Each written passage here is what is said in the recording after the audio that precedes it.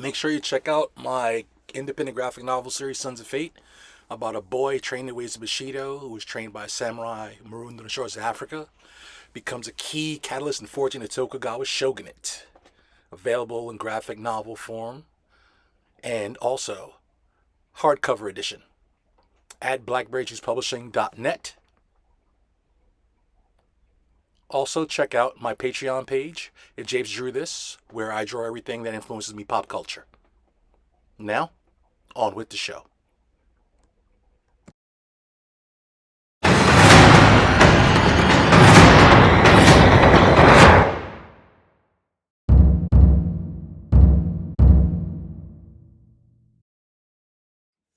Welcome to the latest episode of Japes Drew This. As you can see in the intro, we are drawing Dune, and the first object of the day is composition. I did the sketch at first and I didn't know which way I wanted to take it, so we went from vertical to horizontal because I knew what I wanted to do was have a sense of scope. A lot of what the movie was, in terms of what the book was too, was how small we were in a bigger universe, especially in the story that it was trying to tell, which I'll get into as the story goes on. And as you can see, I went back and forth a couple of times here and there trying to figure out what it was. Finally, I decided on doing a vertical illustration instead of a horizontal one, so I start working out the figures here and there, getting a sense of what I wanted to accomplish again, which is the amount of space in line of the actual figures in the drawing. And at the same time, I wanted to tell the story without giving away too much of what it was about to those who aren't initiated with the sci-fi epic that is Dune, and at the same time give a little wink and nod to those who are. So the image basically wasn't something of a montage, which a lot of images usually are, especially now movie posters and stuff like that, where it's a bunch of, I guess what they call rolling heads. I do those, but in this case I wanted to do an illustration that started to tell a bit of a story. So I didn't do the major characters and headshots. I wanted to do an image that basically encapsulated what the story was overall. For those who don't know, Dune tells the story of, it's really a morality tale of the dangers of following charismatic leaders. It may lead to galactic war. I'll just leave it at that. At the end of the day, it's a really good series book, which I'm actually in the third part of, Children of Dune. I think I'm 6. I think there's 9, but I think I'm gonna read 6. No, I'll probably read all 9. And unfilmable until maybe 2 years ago, a movie that was it was supposed to be so grand, the book was so grand it was unfilmable. So getting back to what I just talked through, the actual drawing went a lot faster than I thought it would. I imagine because I was so excited about doing the piece that I didn't have any hullabaloo in terms of getting around to fighting with it too much. So the sketch was really simple. It was more like when I placed, as long as I had everything in place in terms of what I wanted to tell, I can move right on to the drawing. So we're going right into the inked final drawing, as you can see. And if you can't tell what that is, those are the teeth of Shai Hulud, which are the giant sandworms that are native to Arrakis, and those are his teeth, the thousands of teeth. And I want to tell you off the bat that the whole intent of this was to create not only a sense of scope, like I said earlier, but I wanted the images inside of it to kind of blend in and out of the scenery, the background, the foreground, and each other. So a lot of this illustration basically is positive and negative space. I tried to stay away from line work, detail in line work as much as possible. As you can see here, the teeth were something I had to do. But with that being said, there's still shadow and a lot of um, back and forth within the atmosphere. As you can see, I'm starting to plan out here.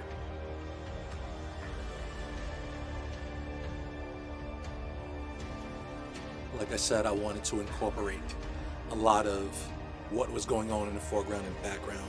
For those who are acquainted with Dune, it takes place on a sand planet, and there's a lot of open space. As you can see there, I'm inking what will be our protagonist, Paul Atreides. I did a version of the video where I accidentally said antagonist, and I'll say that was a Freudian slip, because at the end of the day, things don't turn out as they start out to be. And again, be wary of charismatic leaders. It may lead to dire consequences in terms of. But there you can see, again, like I said earlier, more positive and negative space than it is actual detail of his cape, the still suits. Now it's the sun, which is going to be behind Shai Hulud, the sandworm. And in making sure that my idea of incorporating everything in the piece, I didn't work on one section alone. I pop around a lot. I pop around a lot instinctively, I guess, to kind of, now that I know that I've created the idea that I wanted to include everything that blended into the sky and the ground and the sand and the people and the sandworm. I popped around a lot of the illustration to kind of dab here and there where they would be coming out of the background and the foreground and so on and so forth.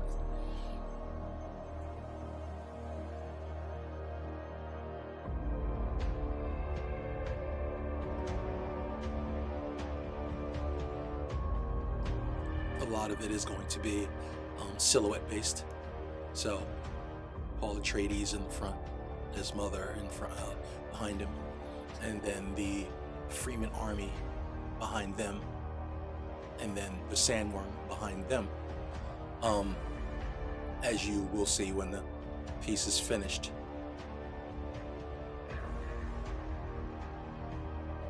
Again, not giving too much detail or giving away too much of what the actual suits looked like in detail.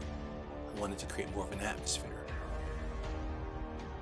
The grandness of the story being told, along with the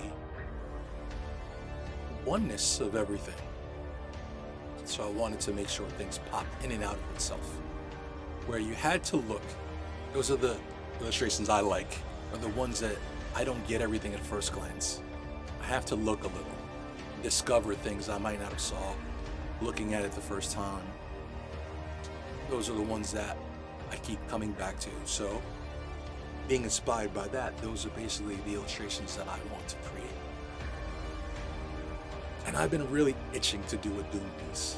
And between my own stuff, I, didn't really, I've been working on new stories here and there.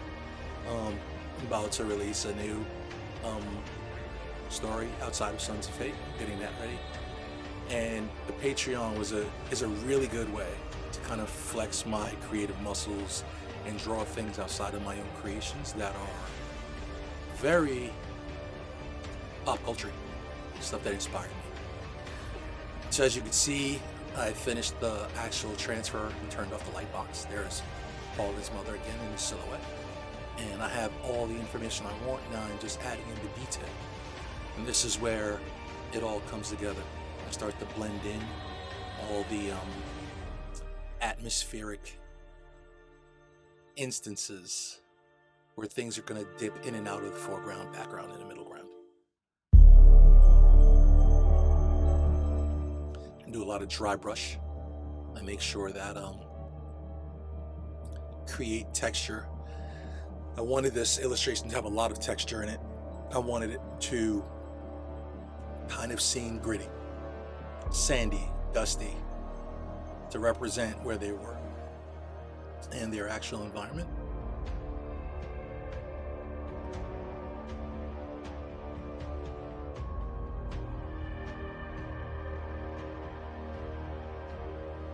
Although this is all black and white, I also I wanted to make sure that everything was incorporated within one. So as you can see in the end, when I go to a color version of this,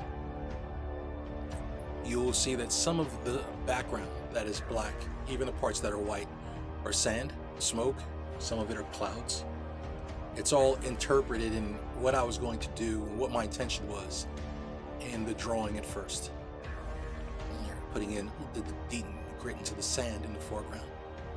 You can see Paul and his mother and his army behind him, subjectively.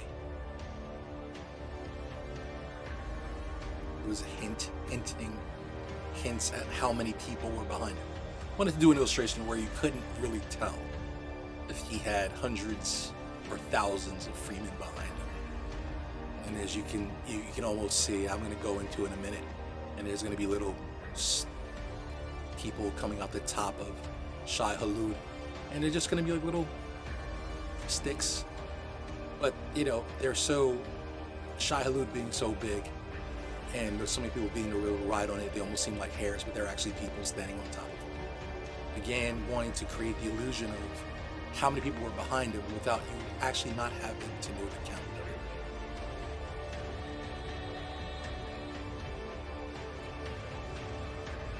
So I dip back in and out of the picture, adding positive and negative space here and there. Definitely adding the actual dots to create more texture and dust in the foreground and background.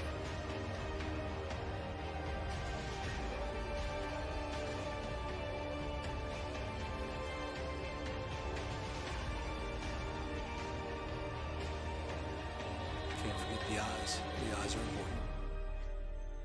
And crucial to Paul Atreides' transformation into who he becomes.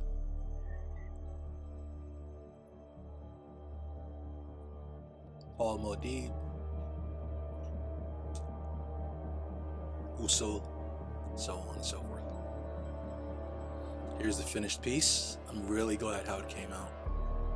I'm very, very happy with this. This is the inked version. This is a close-up. Here's the colored version of the piece. Available at my Patreon.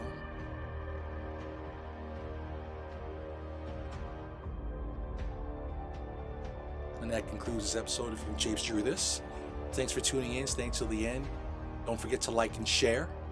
The print's available, as I said, at my Patreon if you want to check it out. And have a good day. See you next time.